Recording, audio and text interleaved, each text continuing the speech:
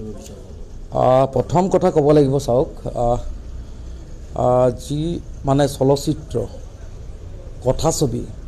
কথাছবি সদায় এটাৰ মানে আপোনাৰ কথাছবি হ'লে আচলতে সমাজক কিবা এটা দিব লাগে মানে এইটোৱে দিব লাগে যে সমাজৰ পক্ষত থাকি আচলতে সমাজক এটা নতুন বাৰ্তা এটা দিব লাগে, যাতে সমাজখন আগুৱাই যোৱাৰ ক্ষেত্ৰত সেই চিনেমাখনৰ পৰা সেই কথাছবিখনৰ পৰা যাতে আমাৰ নতুন প্ৰজন্মই কিবা এটা শিকিবলগীয়া থাকে।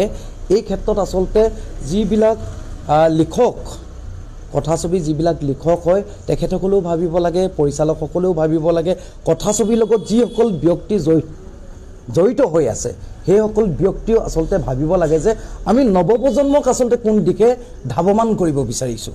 আচলতে এইটো যি পাঠানৰ কথা কৈছে, এই ক্ষেত্ৰত মই কেৱল পাঠান বুলি কোৱা নাই দেই। পাঠান ছবি আজি বয়কট কৰিছে, তেখেতসকলৰ উদ্দেশ্য বেলেগ এটা আছে। আচলতে গেৰুৱাৰ যি আপোনালোকে জানে এইবিলাক কথা, গেৰুৱা কাপোৰ লৈ কিনি তেখেতসকলৰ তাতে আৰু মানে ধৰক হিন্দু মুছলমানৰ কিবা এটা সংঘাত এটা আছে, নথকা নহয়, তেনেকুৱা ধৰণৰ নহয়। কিন্তু কথাটো কি হ'ল, আচলতে তেনেকুৱা হ'ব নালাগে। হিন্দু মুছলমানৰ এইবিলাক মাজত কেতিয়াও মানে সংঘাত আনিব নালাগে হা।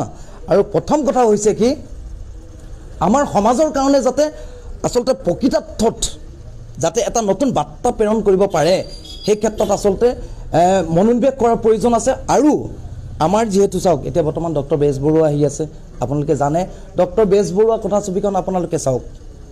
আপোনালোকৰ সংবাদ মাধ্যমৰ যোগেদি মই অসমবাসী ৰাইজক অনুৰোধ কৰিছোঁ, পাঠান চোৱাতকৈ ডক্টৰ বেজবৰুৱা চাওক। আপোনালোকে নিশ্চিতভাৱে কিছু হ'লেও আপোনালোকে উপকৃত হ'ব পাৰিব।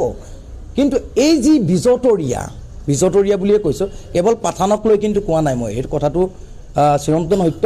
আচলতে বলিউডৰ যিটো এটা বিজতৰীয়াৰ কালচাৰ, আমাৰ অসমত আচলতে এই কালচাৰটো কেতিয়াও শোভা নাপায়। আৰু সেই গতিকে মই বাৰম্বাৰ ক'ব বিচাৰিছোঁ, বাৰম্বাৰ কৈছোঁ যে এই বিজতৰীয়া সংস্কৃতিবিলাকে আমাৰ যি অসমীয়া সভ্যতাৰ সংস্কৃতি, এই অসমীয়া সভ্যতা সংস্কৃতি কলা সংস্কৃতিৰ ওপৰত এটা বিৰূপ প্ৰভাৱ বিস্তাৰ কৰিছে। আৰু সেই গতিকে আমি ক'ব বিচাৰিছোঁ যে এই বিজতৰীয়া সংস্কৃতিৰ পৰা আঁতৰি যাতে এখন আমি সুন্দৰ সবল নিকা ভাৱাপন্ন সমাজ ব্যৱস্থাৰ গঢ়িব পাৰোঁ, এই ক্ষেত্ৰত আচলতে আমি মনোনিৱেশ কৰাৰ প্ৰয়োজন আছে। আৰু সেই গতিকে যিবিলাক অসমীয়াৰ চলচ্চিত্ৰই আমাৰ সমাজ জীৱনৰ প্ৰতি তেখেতসকলৰ অৱদান আছে, সেইসকল কথাছবিক আমি আগুৱাই দিব লাগে। আৰু যিসকলে আমাৰ অসমীয়াৰ কথাছবিত কিছুমান আপোনাৰ কিছুমান বিজতৰীয়া ধাৰণাৰ সৃষ্টি কৰি কিছুমান কথাছবি মানে তেখেতসকলে কৰিব বিচাৰে, সেইবিলাক আচলতে নাকচ কৰিব লাগে। আৰু কেৱল হিন্দীত এনেকুৱা নহয় যে কেৱল বলিউডত কেৱল যে বেয়া চিনেমা ওলায়, সেইটো নহয়।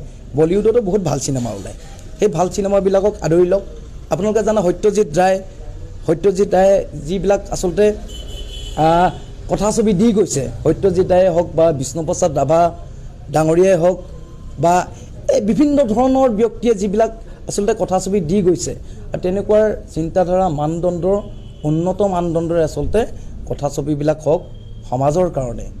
যিহেতু আমাৰ সমাজৰ যিটো এটা অৱস্থা, দুৰৱস্থা, এতিয়া বৰ্তমান এতিয়া সমাজৰ একেবাৰে এটা দুৰৱস্থা, এই সমাজৰ দুৰৱস্থাটো ধ্বংসৰ কৰি যাতে আমি অনাগত ভৱিষ্যতৰ দিনত যাতে কেনেকৈ এখন সুন্দৰ সবল সমাজ কৰিব পাৰোঁ, সেই ক্ষেত্ৰত আমি মনোনিৱেশ কৰাৰ প্ৰয়োজন আছে। আৰু আমি অনুৰোধ কৰিছোঁ, পাঠান ছবিখনৰ বিষয়ে সুধিছে যিহেতু, মই পাঠান ছবিখনৰ বিষয়ে এটা কথা স্পষ্ট সহকাৰে আপোনালোকক কৈ দিছোঁ, পাঠান ছবিখনত আচলতে হিন্দু আৰু মুছলমানৰ এটা বিভেদ সৃষ্টি কৰিব বিচাৰিছে। তেনেকুৱা হ'ব নালাগে, এইটো হ'ব নালাগে। কিন্তু চিনেমাখন কিন্তু মই চাবলৈ নাযাওঁ, যিহেতু মই বলিউডৰ চিনেমা চোৱা নাই, এনেকুৱা বিজতৰীয়া চিনেমা চোৱা নাই, আৰু মই ভৱিষ্যতো চাবলৈ নাযাওঁ।